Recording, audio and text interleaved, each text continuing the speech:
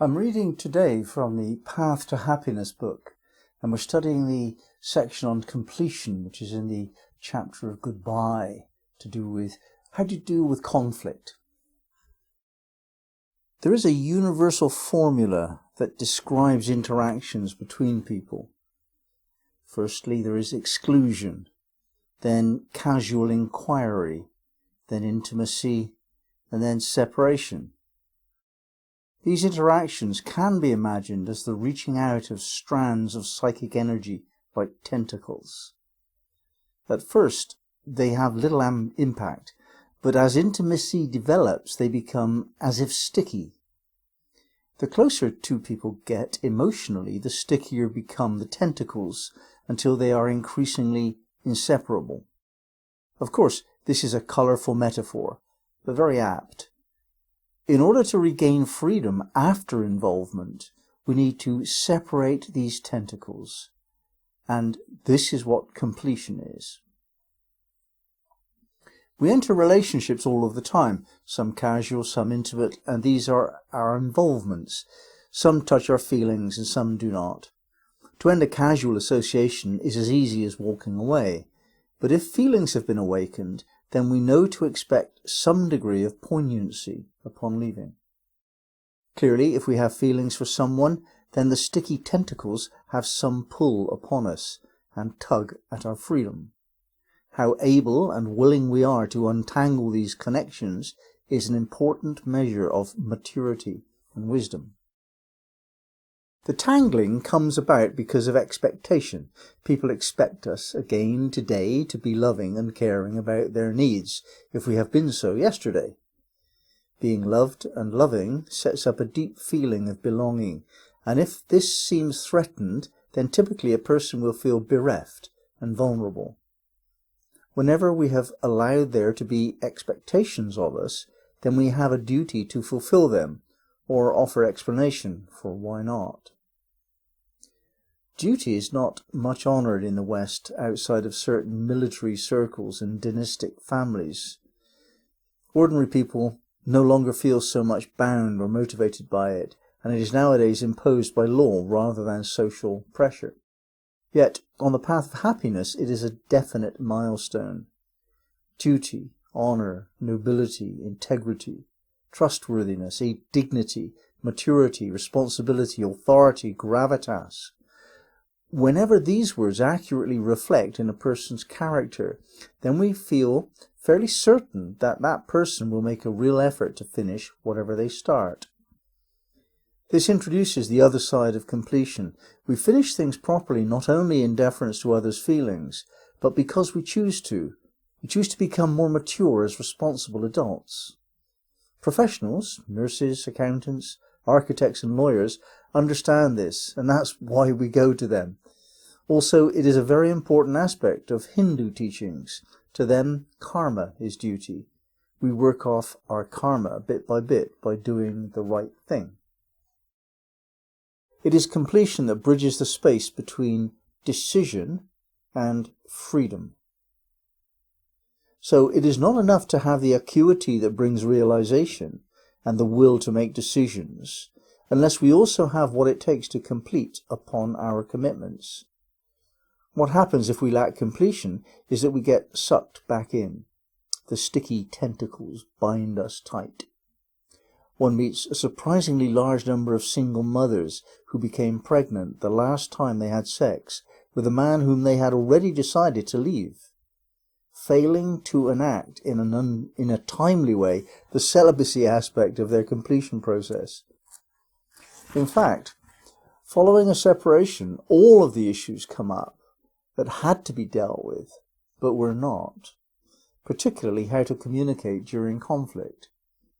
The irony is that the couple may not have needed to split up if they had lived up to their mutual commitment to find a way to talk things through openly and honestly, with neither asserting advantage through bullying or manipulation.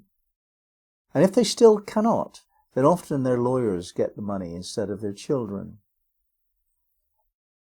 When an involvement is already ready to end, we may well want to scoot off immediately without tidying up, as children and teenagers often do. But there is a price to pay for such an attitude. At the extreme end, it is the failure to tidy up that is threatening the world with dire pollution of our air, water and food supplies. Tidying up means dealing with all the consequences of our decisions, and as a species we have failed to do this. On a personal level, without proper completion, we do not reach maturity.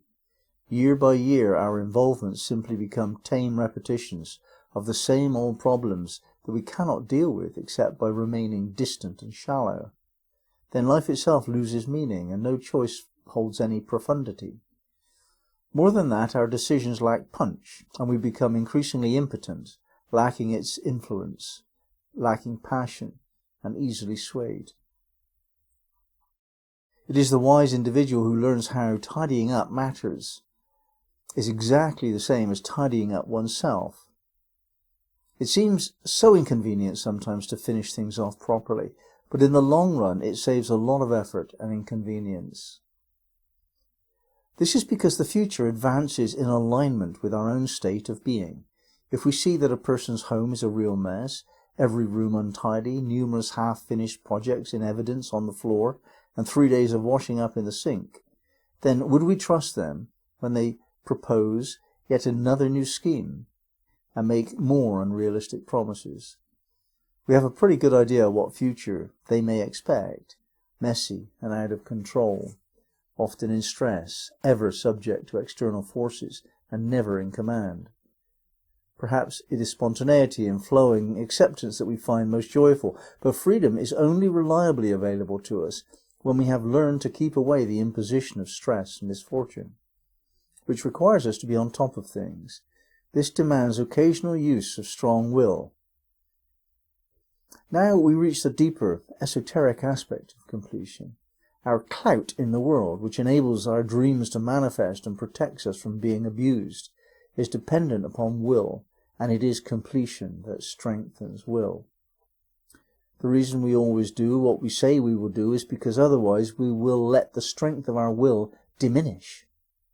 Every time we fulfill a promise, we add another reason for others to trust us, another reason for us to become more confident. Over time, being like this as a way of life, we come to know that what we say will be, will indeed come to pass. Perhaps not always, but usually, whenever it is humanly possible. The ever-increasing confidence is evidenced by our demeanour and tone of voice.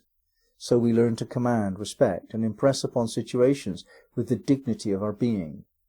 We gain the trust and support of others and can expect to be taken seriously. This in turn adds to our capacity to create chosen outcomes, free of external interruptions, free of stress and anxiety.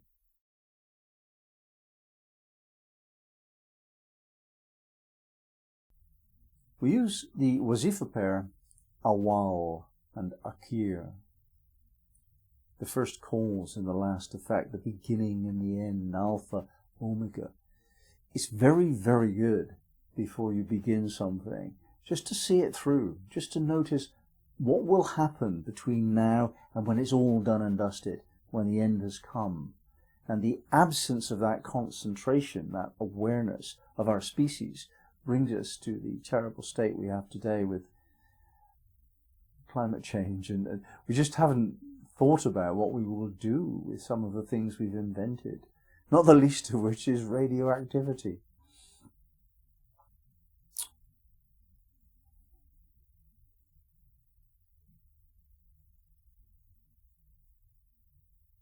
Ya awal, ya akir.